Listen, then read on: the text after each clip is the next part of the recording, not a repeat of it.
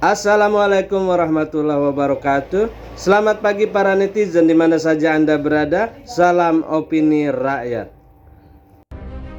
Ketika ketegangan di Timur Tengah mencapai titik didih, dunia menyaksikan dengan cemas ketika Iran akhirnya meluncurkan serangan perdananya terhadap Israel. Ini bukan sekadar aksi balasan. Ini adalah langkah yang sudah lama direncanakan dan dipersiapkan dengan matang oleh Teheran. Dalam hitungan detik, ribuan rudal berpemandu meluncur dari wilayah Iran, menembus langit malam, dan menuju jantung Israel, Tel Aviv. Apa yang terjadi selanjutnya adalah pemandangan yang akan dicatat dalam sejarah sebagai salah satu momen paling menghancurkan bagi negara Yahudi tersebut. Sejak awal, Iran tidak pernah menyembunyikan niatnya untuk membalas setiap serangan yang dilancarkan oleh Israel terhadap kepentingan mereka dan sekutu-sekutunya di kawasan Timur Tengah. Ketegangan ini telah memuncak selama bertahun-tahun, dan serangan terbaru Israel yang menewaskan beberapa pemimpin penting Iran dan Hizbullah adalah percikan yang memicu ledakan besar.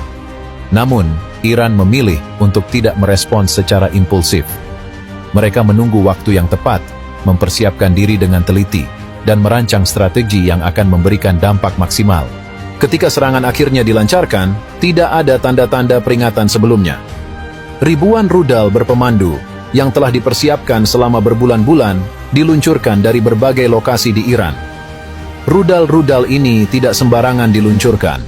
Masing-masing telah diprogram untuk mencapai target spesifik di dalam wilayah Israel, dengan Tel Aviv sebagai sasaran utama.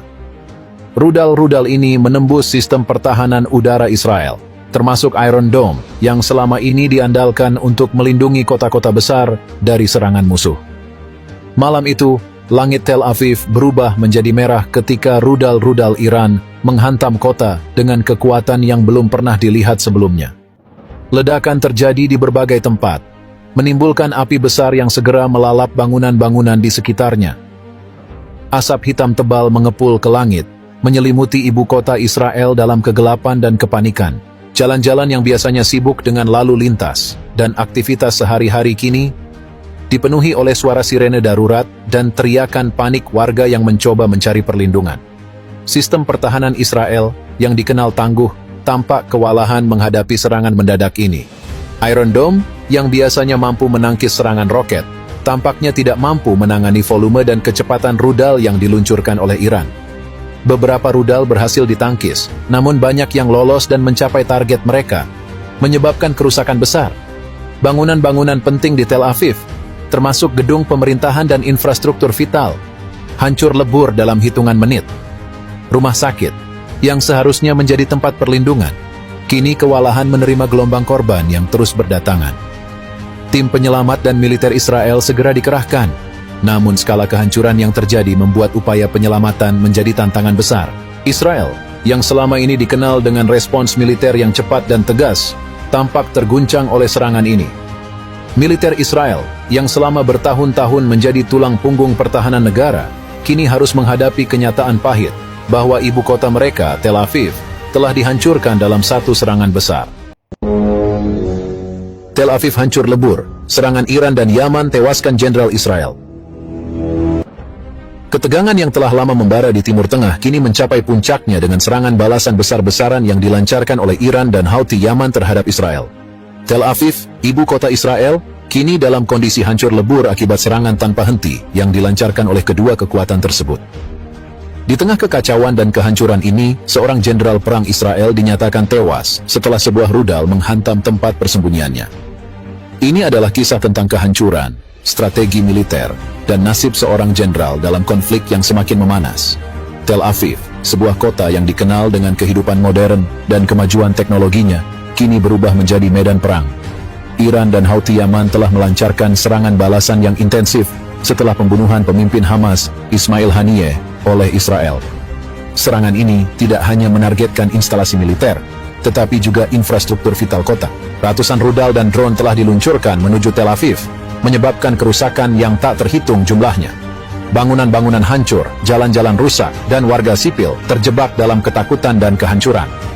Suara ledakan terus menggema di seluruh kota, menciptakan suasana mencekam dan penuh ketidakpastian. Di tengah serangan yang mengerikan ini, nasib tragis menimpa seorang jenderal perang Israel. Jenderal tersebut, yang memiliki peran penting dalam strategi militer Israel, dinyatakan tewas setelah sebuah rudal menghantam tempat persembunyiannya. Identitas jenderal ini dirahasiakan demi keamanan keluarganya dan untuk menjaga stabilitas moral di kalangan militer Israel. Jenderal ini dikenal sebagai sosok yang karismatik dan ahli strategi yang dihormati oleh bawahannya. Kehilangannya menjadi pukulan besar bagi militer Israel, terutama di saat-saat krisis seperti ini. Pasukan Israel kini harus menghadapi serangan intensif dari musuh sambil merasakan kehilangan pemimpin penting mereka. Serangan yang dilancarkan oleh Iran dan Houthi Yaman bukanlah serangan yang sembarangan. Ini adalah hasil dari perencanaan yang matang dan koordinasi yang baik antara kedua kekuatan tersebut.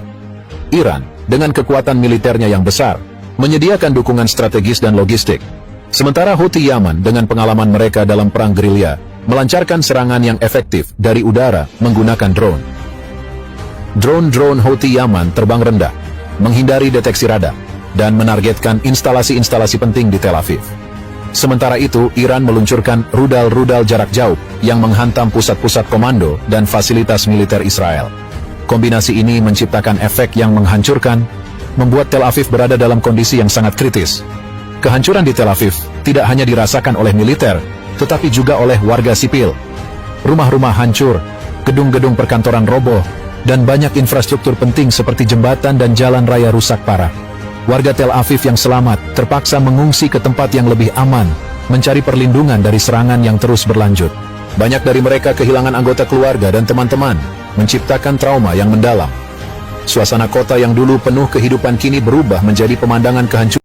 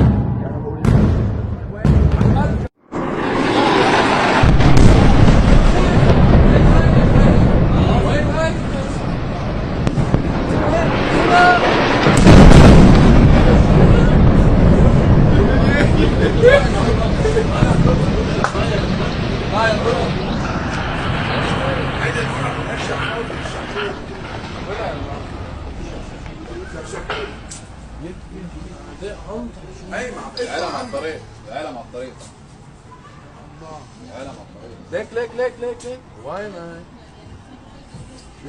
اللي على الطريق هلا شوي الله يا ضو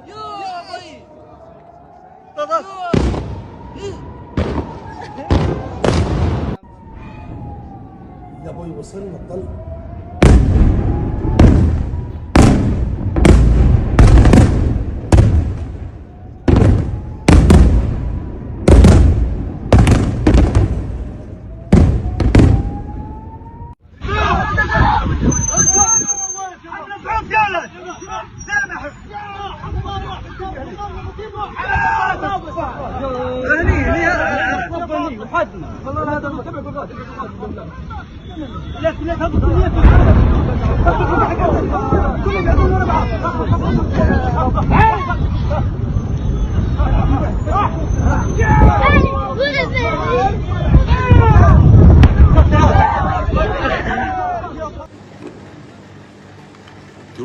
Why, yo!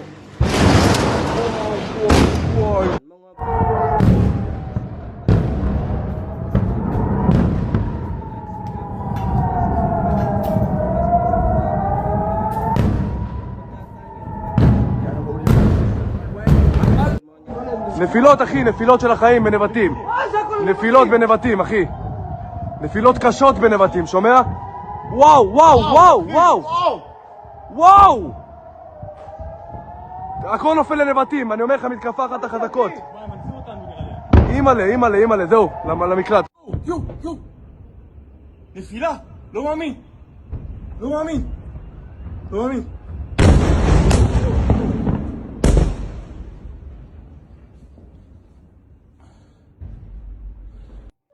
طبق ضعوف.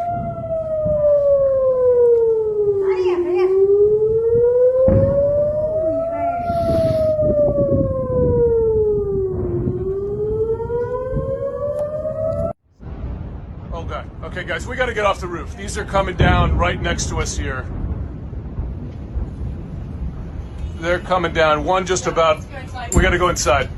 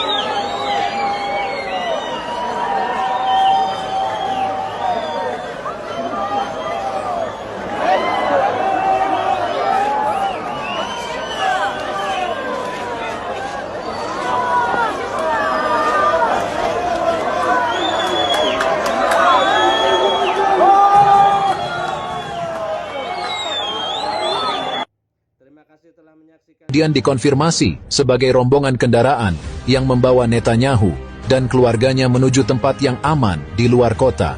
Bagi banyak orang Israel, momen ini menjadi simbol pengkhianatan dari pemimpin yang selama ini berjanji untuk melindungi negara dari segala ancaman eksternal. Netanyahu selama bertahun-tahun dikenal sebagai sosok yang tak segan-segan menggunakan retorika keras terhadap musuh-musuh Israel. Namun dalam situasi genting, justru memilih menyelamatkan diri tanpa memperingatkan rakyatnya tentang ancaman yang akan datang. Setelah serangan terjadi dan berita tentang pelarian Netanyahu tersebar, reaksi publik Israel sangat keras. Demonstrasi besar-besaran pecah di berbagai kota, dengan warga yang marah menuntut pertanggungjawaban dari pemerintahan Netanyahu. Mereka merasa dikhianati oleh pemimpin yang selama ini mereka percayai untuk melindungi mereka dari ancaman luar. Beberapa demonstran bahkan menyebut Netanyahu sebagai pengecut yang rela mengorbankan nyawa rakyatnya demi keselamatannya sendiri. Lebih lanjut, laporan yang muncul setelah serangan tersebut menunjukkan bahwa Netanyahu sebenarnya sudah mengetahui bahwa serangan dari Iran akan segera terjadi. Sumber-sumber intelijen dari Israel dan Amerika Serikat dilaporkan telah memberikan peringatan dini tentang serangan balistik yang direncanakan oleh Iran. Namun, alih-alih memperingatkan rakyatnya dan memerintahkan evakuasi, Netanyahu justru memilih untuk kabur terlebih dahulu, meninggalkan rakyat Israel yang tidak bersiap menghadapi serangan mematikan tersebut. Menurut laporan dari sejumlah media, Netanyahu sudah diberitahu tentang serangan ini setidaknya beberapa jam sebelum rudal pertama menghantam Tel Aviv. Alih-alih berbicara di depan publik dan menginstruksikan tindakan darurat, Netanyahu memilih untuk meninggalkan Tel Aviv bersama keluarganya. Bahkan, beberapa laporan menunjukkan bahwa Netanyahu telah memerintahkan penutupan akses informasi terkait serangan yang akan datang, sehingga rakyat Israel tidak memiliki kesempatan untuk melindungi diri mereka sendiri. Tindakan ini memperburuk kemarahan publik yang merasa bahwa mereka telah dijadikan korban oleh pemimpin mereka sendiri. rakyat Israel menilai bahwa Netanyahu lebih peduli pada keselamatannya sendiri daripada... Sobat netizen, apa pendapat Anda? Silahkan ditulis di kolom komentar. Terima kasih telah menyaksikan video ini sampai selesai. Salam hormat. Wassalamualaikum warahmatullahi wabarakatuh.